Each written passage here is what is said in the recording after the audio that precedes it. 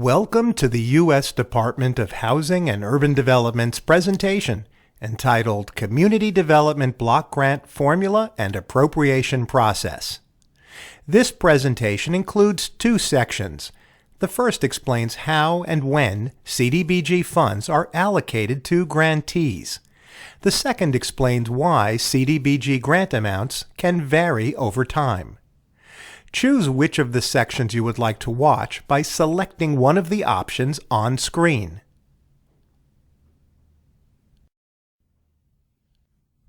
Have you ever wondered how CDBG grantees receive funds?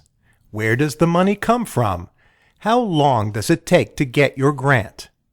Join us for a few minutes as we share a scenario with you that explains the appropriation process. That is, the process by which Congress determines the funding amount for the CDBG and other federal programs. In this scenario, Mayor Jones, the newly elected mayor of Anytown, USA, invites Mary, Anytown, USA's Community Development Director, to discuss some questions raised by City Council members about decreases in the city's Community Development Block Grant funding. They also discussed the delays in receiving this year's funding. Mary, our CDBG grant has gone down for the last 2 years, even though the total amount of funds appropriated by Congress for the CDBG program has stayed roughly the same. Not only that, our grant program year was supposed to start on January 1st, but it's now April, and we still haven't received our CDBG funds, and some of our subrecipients are inquiring about funding. I met with Governor Chavez at the state capitol last week, and he said he's facing a similar problem with state CDBG funding. When can we expect the funding? I've got a council meeting next week and they've been calling me about it. What happened? Mayor Jones, there are a number of significant steps that affect both the timing and the amount of our CDBG funds, and the same factors affect the state CDBG program as well. My staff has created some graphics to explain the appropriation and allocation processes that you can explain at next week's council meeting. The graphics explain how the money gets from Congress to our city, which affects the timing of our grant. The process is similar for counties and for states. By sharing this information with the council members, we may be able to alleviate some of our subrecipients' concerns. To address the timing issue, there are two major steps that must be completed before we get our CDBG allocation, which is the amount of CDBG funds we receive each year. Step 1, Congress has to appropriate funding for CDBG, and Step 2, once the President signs the Appropriations bill into law, HUD has a number of things to do before we can receive our money. How does all that work? Well, it starts with the Congressional Appropriations process. The target date for the completion of this process is the start of the federal fiscal year on October 1st. But in recent years, the appropriations process generally has not been completed by this date, right? That's right. In several recent years, the bill was not signed into law until late in the year or early in the next fiscal year. For example, the fiscal year 2015 appropriation was not signed into law until December 16, 2014. Let me review the general steps in more detail. Step 1. Within the overall Transportation and Housing and Urban Development, or an Omnibus Appropriations Bill, Congress proposes to appropriate funds to the Community Development Fund. Step 2. Once the President signs the Appropriations Bill into law, HUD goes through a series of steps which can take up to 90 days. HUD submits the apportionment, the distribution of funds for CDBG, to the Office of Management and Budget, or OMB, for approval, which can take up to 30 days. The CPD Budget Office allots funds within HUD's accounting system. HUD determines whether there are any reallocations from prior years and adds them to the appropriation amount. HUD runs the formulas for all 1,200 plus grantees, all states plus entitlement communities and insular areas. Formulas are also run for CPD's other programs, the Home Program, the Emergency Solutions Grant Program, and the Housing Opportunities for Persons with AIDS program. HUD then runs the pro rata reduction to bring the grants in line with the appropriation. HUD does some internal processing and accounting. HUD also verifies grantee and congressional district information. The HUD CPD field office prepares grant agreements. Congressional notification takes place, and funds are released. In our case, we finally got our CDBG allocation amount in February, but we couldn't submit our consolidated plan and annual action plan to HUD until we had that figure. We can cover some of this year's program costs using the CDBG pre-award provision, which, if approved by HUD, will allow us to use local funds to cover some expenses back to the start of our program year, especially for public services. We will get reimbursed after the grant agreement is signed. Oh, good. So we can get a head start? Yep. HUD has 45 days to review and approve our action plan, so we should have our grant agreement after that point. In the meantime, we'll be taking care of quite a few administrative tasks and preparing and executing contracts with our partners. Thank you, Mary. I have a better understanding now of the timing of receipt of our CDBG funds.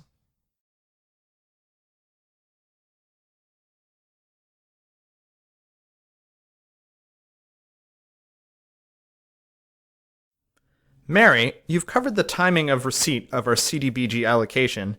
Now let's talk about why our money got cut this year, even though the Congressional appropriation for CDBG was roughly the same as last year.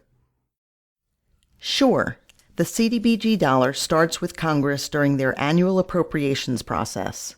To give you an example, let's say that Congress appropriates $3 billion to the Community Development Fund. This is just an example. Congress can and does appropriate more or less than that. Off the top of the $3 billion, HUD takes a set amount, either specified in the law by a dollar amount or percentage, for the Indian Community Development Block Grant Program. In recent years, that amount has been $70 million. HUD also deducts $7 million for the Insular Areas Program as required by statute. That leaves $2.923 billion for the entitlement and state programs. The entitlement program is for larger cities and urban counties and gets 70% of the total funds available. The state CDBG program gets the remaining 30% and provides CDBG dollars through states which fund smaller cities and rural areas that are not eligible to participate in the entitlement program. For the entitlement program, there are two formulas, A and B. HUD calculates the amount of funds that each entitlement grantee would receive under each of the two formulas. Formula A calculates funds to a jurisdiction based on its metropolitan area's share of three factors across all U.S. metropolitan areas. The factors are 1. Population, weighted at 25%, 2. People in poverty, weighted at 50%, and 3. Overcrowded units, weighted at 25%. Formula B also calculates funds to a jurisdiction based on its metropolitan area's share of three factors across all U.S. metropolitan areas, but the factors are somewhat different. The Formula B factors are 1. Population growth lag since 1960, weighted at 20%, 2. People in poverty, weighted at 30%, and 3. Pre-1940 housing units, weighted at 50%. After HUD runs the calculations using the two formulas, it allocates the grantee the larger amount of the two. However, because HUD uses the larger amount, when it adds all of the grantee's allocations together, the total is higher than the amount of CDBG funding available for the entitlement program. So HUD must recalculate the figures using a pro rata reduction to reduce the total to the funding level for the entitlement program.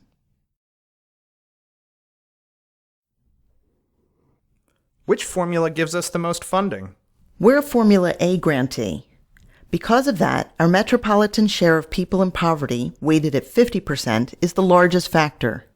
As you know, the number of people in our city who live in poverty has decreased considerably during the last 5 years, while the total across all metropolitan areas has remained the same. I'll explain how that affected our grant in a moment, but first, would you like to hear about how HUD allocates funds to the state program? I sure would. I'm meeting with Governor Chavez next week, and I can impress him with all I'm learning. Okay. The state CDBG program works similarly to the entitlement program in that HUD calculates the state allocation using two formulas and uses the result that is the greater of the two.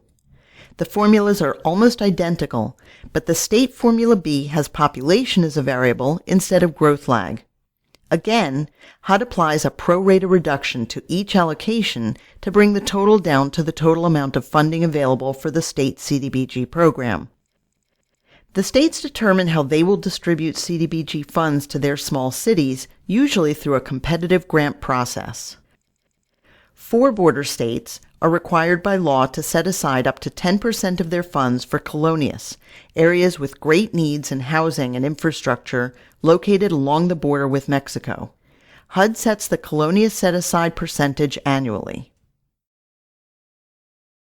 Okay, that all makes sense, but I still don't understand why our grant amount went down. Even if the amount that Congress appropriates to CDBG stays the same as it has recently, there are 2 factors that impact the allocation of CDBG dollars to grantees like us. The first is that the data used in the formula calculation can change annually. HUD used to use the decennial census as the data source for many of the variables in the CDBG formula. However, there is now a more up-to-date source provided by the Census Bureau, the American Community Survey, or ACS. This allows HUD to update the data each year using a rolling average of the most recent 5 years of ACS data. If the latest ACS data indicate that one or more of the formula variables has changed for a particular community, the grant amount may also change up or down. That's what's happened to our grant this year. Our economy has been booming for the last couple of years with those new factories opening in the north side of town, which were assisted, you'll remember, with CDBG economic development loans. So many new jobs were generated that our poverty rate has declined. This reduced our grant this year. I understand, but what else could cause a reduction in the grant amount? The second factor is the number of grantees participating in the program from year to year. Each year, new grantees become eligible and, if they choose, are added to the entitlement program. New grantees added to the program means that existing grantees will share a slightly smaller amount of the CDBG appropriation. In an average year, 5 to 10 new communities qualify as new entitlement grantees. In some years, this number may be higher. The number of new grantees can result in a reduction in a community's allocation. Well, while I'm disappointed with the reductions, I'm impressed with your knowledge of the CDBG allocation process. Thanks for the briefing. I'll be in a better position to explain the reductions and timing issues if I need to at the council meeting tonight. Oh, and I'll need to give them some HUD references in case they ask. Sure. There's plenty of material online on the HUD Exchange, located at hudexchange.info, and the appropriation and program allocations are located within the website.